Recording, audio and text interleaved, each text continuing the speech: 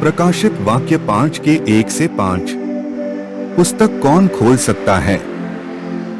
फिर मैंने देखा कि जो सिंहासन पर विराजमान था उसके दाहिने हाथ में एक लपेटा हुआ पुस्तक अर्थात एक ऐसी पुस्तक जिसे लिखकर लपेट दिया जाता था, जिस पर दोनों ओर लिखावट थी, तथा उसे 7 मुहर लगाकर मुद्रित किया हुआ था।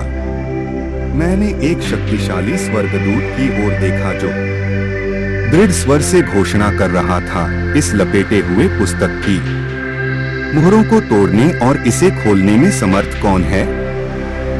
किंतु स्वर्ग में अथवा पृथ्वी पर या पाताल लोक में कोई भी ऐसा नहीं था जो उस लपेटे हुए पुस्तक को खोले और उसके भीतर झांके, क्योंकि उस पुस्तक को खोलने की क्षमता रखने वाला या भीतर से उसे देखने की शक्ति वाला कोई भी नहीं मिल पाया था। इसलिए मैं सुबक सुबक कर रो पड़ा। फिर उन प्राचीनों में से एक ने मुझसे कहा, रोना बंद कर। सुन, यहूदा के वंश का सिंह जो दाऊद का वंशज है विजयी हुआ है। वह इन 7 मुहरों को तोड़ने और इस लपेटे हुए पुस्तक को खोलने में समर्थ है। वे एक नया गीत गा रहे थे, तो यह पुस्तक लेने को समर्थ है और जो इस पर लगी मुहर खोलने को, क्योंकि तेरा वध बलि के रूप कर दिया और अपने लहू से तूने परमेश्वर के हेतु जनों को हर जाति से, हर भाषा से, सभी कुलों से, सब राष्ट्रों से मोल लिया। प्रभु यीशु मसीह किस प्रकार वापस आएंगे, इस बारे में 2 विभिन्न भविष्यवाणियां। बहुत से लोग केवल आकाश में टकटकी लगाए प्रभु के बादलों के साथ उतरने की प्रतीक्षा करते हैं। हालांकि बादलों के साथ आने वाले प्रभु के बारे में न केवल बाइबल की भविष्यवाणियां हैं, बल्कि बाइबल गुप्त रूप से प्रभु के आने की भविष्यवाणियों के बारे में बताती है। जैसे 1 प्रभु के गुप्त रूप से आने की भविष्यवाणी। तुम भी तैयार रहो, क्योंकि जिस घड़ी तुम सोचते भी नहीं, उस घड़ी मनुष्य का पुत्र आ जाएगा। लूका 12:40। आधी रात को धूम मची, देखो दूल्हा आ रहा है, उससे भेंट करने के लिए चलो। मत्ती 25:6। यदि तू जागृत न रहेगा तो मैं चोर के समान आ जाऊंगा और तू कदापि न जान सकेगा कि मैं किस घड़ी तुझ पर आ पड़ूंगा। प्रकाशित वाक्य 3:03। देख, मैं चोर के समान आता हूँ।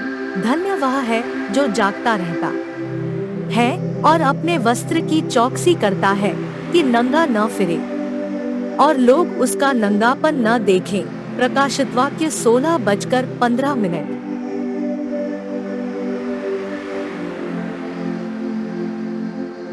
देख, मैं द्वार पर खड़ा हुआ खटखटाता हूँ।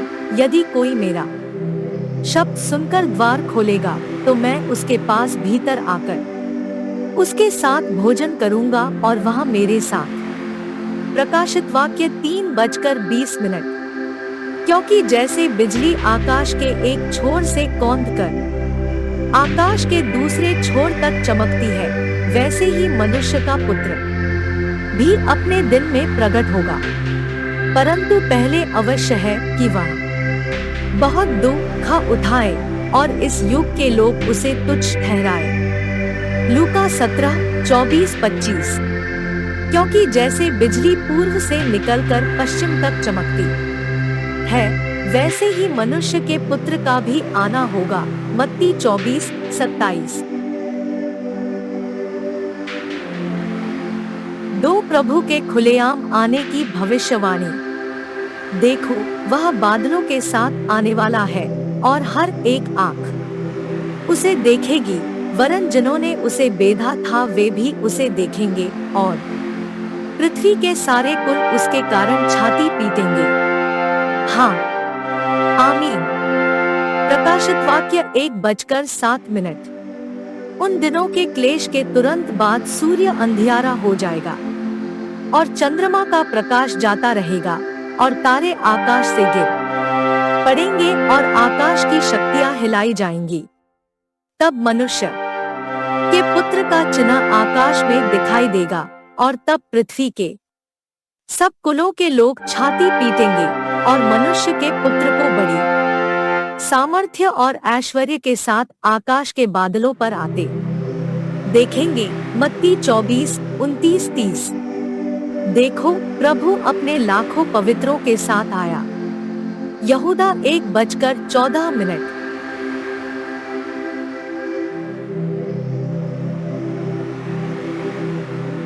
सूरज और चांद और तारों में चिन्ह दिखाई देंगे और पृथ्वी पर देश देश के लोगों को संकट होगा, क्योंकि वे समुद्र के गर्जने और लहरों के कोलाहल से घबरा जाएंगे।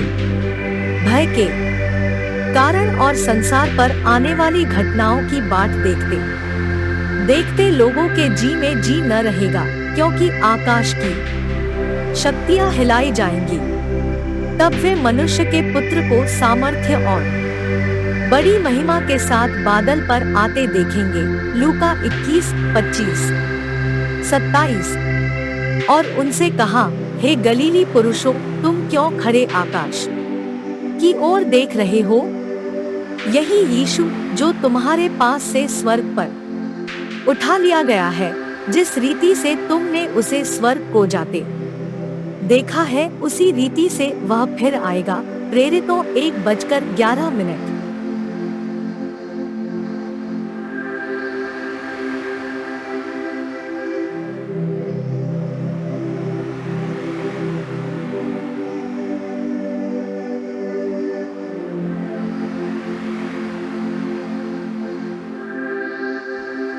जरा इस बारे में सोचें।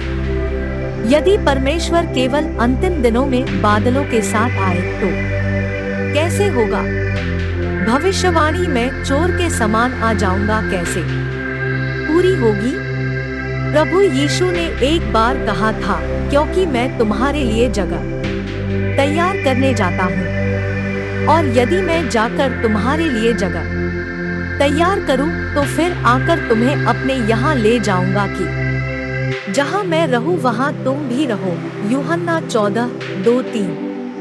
प्रभु यीशु पुनर्जीवित हुए और हमारे लिए एक स्थान तैयार करने स्वर्ग लौटे। इसका अर्थ ये हुआ कि वो स्थान स्वर्ग में है।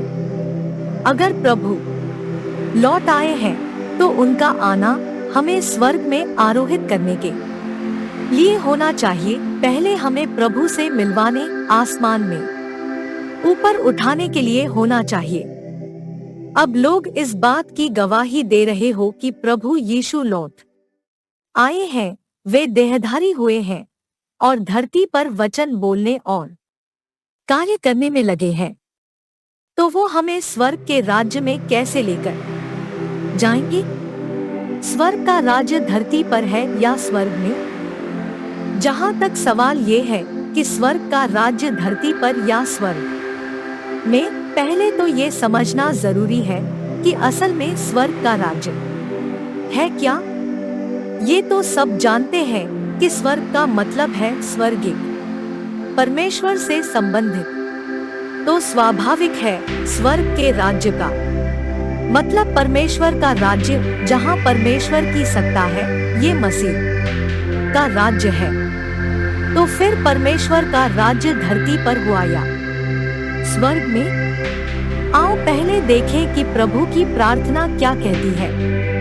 हे हमारे पिता, तू जो स्वर्ग में है, तेरा नाम पवित्र माना जाए, तेरा राज्य आए, तेरी इच्छा जैसी स्वर्ग में पूरी होती है वैसे पृथ्वी पर भी हो। मत्ती 6:9-10। क्या प्रभु यीशु के वचन एकदम स्पष्ट नहीं है? प्रभु चाहते हैं कि हम प्रार्थना करें कि परमेश्वर का राज्य धरती पर आ जाए, ताकि धरती पर उनकी इच्छा पूरी की जा सके।